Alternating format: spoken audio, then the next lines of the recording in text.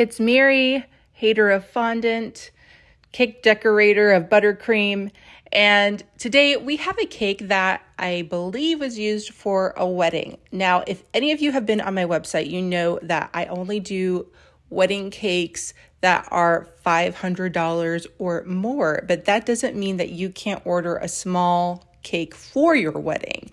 And what do I mean by that? So if you want the bridal treatment, like a tasting, you want us to deliver well outside the city of Charlotte, then yes, the cake needs to be over $500. But if you want to pick up a cake, or you want us to deliver within the city of Charlotte boundaries, you can go on our website and you can order either an 8-inch or a 2-tier, which is an 8-inch and a 6-inch, and you can give us all your details and pictures of whatever you want on that cake, and we can make that up for you. It won't include a tasting, but you can, sure as the sun, come on into our bakery and order some cupcakes and try flavors that way.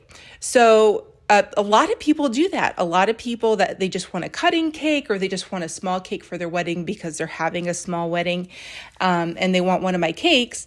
They order cakes that way, and I am pleased as punch to make a beautiful cake for their wedding. It's just not the same as, with the tasting and the, delivery, an hour outside of our bakery and all of that, and the setup and all of that kind of thing.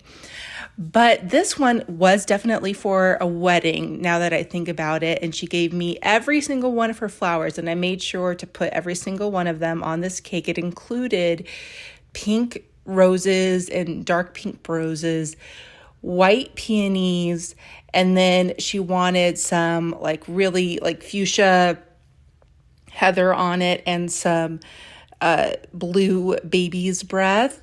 And so it all kind of came together at the end, and I think that they were really pleased with the final result.